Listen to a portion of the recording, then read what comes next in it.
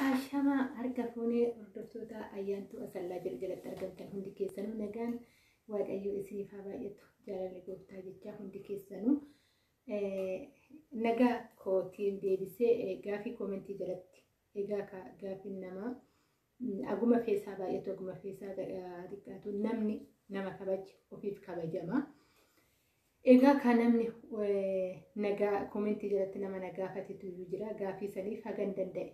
Hunda baay'eellee hin danda'u egaa ka jechumarraa waan naannoo kootitti ta'urraa kan ka'een diraama irratti waan dubbadhetu jira jechaan diraama irratti dubbadhe san inni kun maal inni jedhee nama nagaafatetu jira egaa ka isa sanan deebisa jedhee karaa keessan dhufe isin jechuun jaaladha hordoftoota koo hundi keessanuyyuu egaa ka harmi maalinni ayyuu koo naan jedhee nama nagaafatetu jira egaa ka harma jechuun ani intala Arsiiti.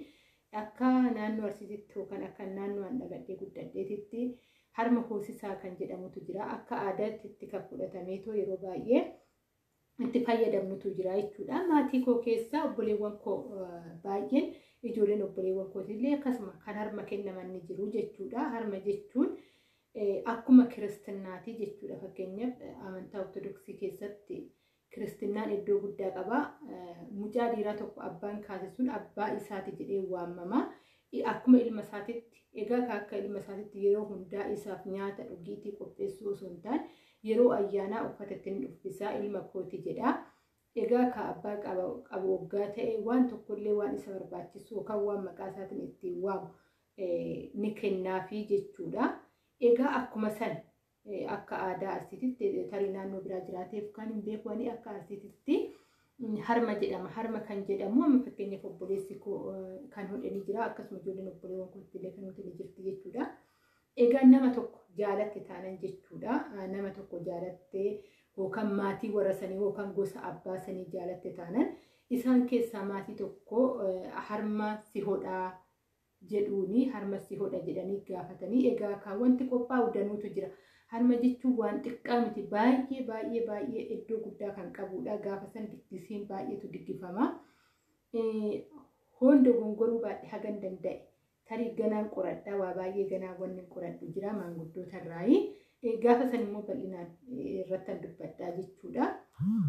Egaa maal godhu kana qabataniit dhangaan ni jira, aannan ni jira, dammi ni jira, daabboon ni jira, wantoota kanniin akkasuma immoo meeshaalee wantoota yeroo harma hoosisan achi keessatti qabamu ni jira. Isaas san adda hin baafanne waan adda hin baafanne tokko dubbachuun na rakkisa boruu.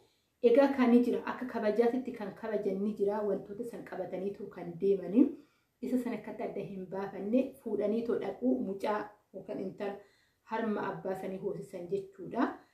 Egaa wanti dubbatan baay'eetu jira bakka sanitti maanguddoonni ni taa'anii erga ta'anii booda dammi ni dhiyaataa wantoonni aadaadhaaf jedhaman baay'een ni dhiyaatu. Isa sanirratti quba abbudduu kanarratti damma dibatee abbaa sun jechuudha.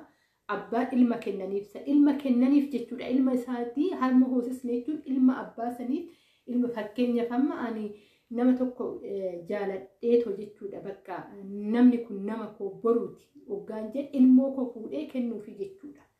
Egaa kennuufi jechuun achitti gatanii galuu sun ta'in akkuma kiristinnaa san ilma kana ulaagaalee hundaayyuu seera san kan guutameetoo ittiin akkaataa ilma isaa qotee bulaa hoggaa ta'e lafallee ni kennaa fi uffata itti uffisaa bakka ilmuma isaati jechuun ni danda'ama.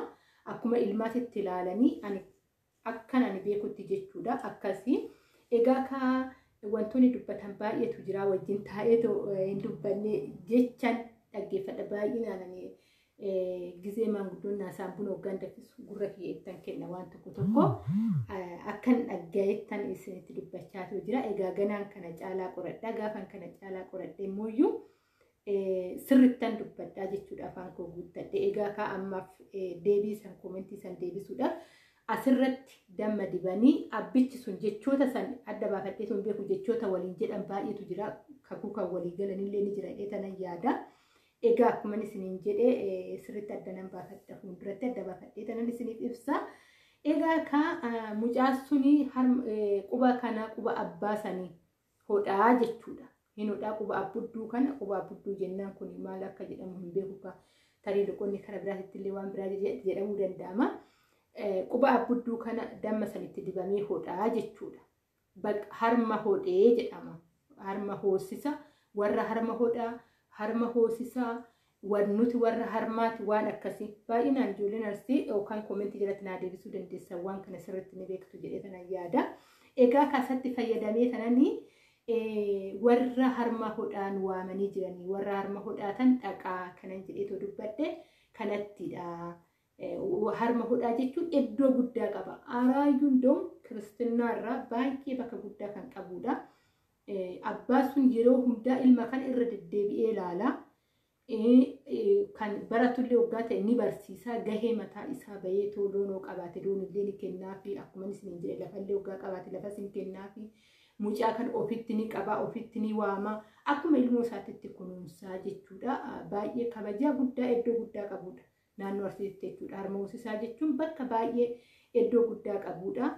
Akka naannoo dhaloota kootitti egaa ka Arsii keessayyuu ta'e kan naannoodha karaa naannootti waan biraa jiraachuu danda'a. Ani akka naannoo kootti akka aanaatti ijuutitti yookaan akka asallaatti jechuudha. Kanaanan beekan baay'inaan kan harmi akka kanatti quba kana hodhamaa damma itti godhamee egaa ka achi keessatti wantoota baay'eetu jira dubbii baay'eetu jira.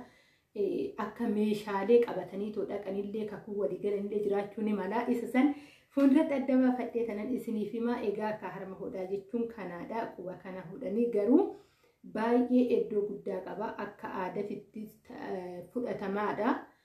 Kanaan isiniin jechuu jaaladha. Egaa ka obboleewwan koo guddaa isaa galatuma warri koomentiin na jajjabeessitan. Egaa ka waa tokkoon dubbadha asirratti maal jedha seetan sagalee Waaqayyoo. Maaramiin ulfina ishii dhiiftee waan gaarii filattee jedha. Maaramii yookaan mariiman ulfina ishii dhiiftee waan gaarii filattee jedha. Warroonti waan gaarii filattaniitu waan gaariitti ija godhachaa jirtan rabbiin isin haa gargaaru. Waan gaariitti ija godhadhaa.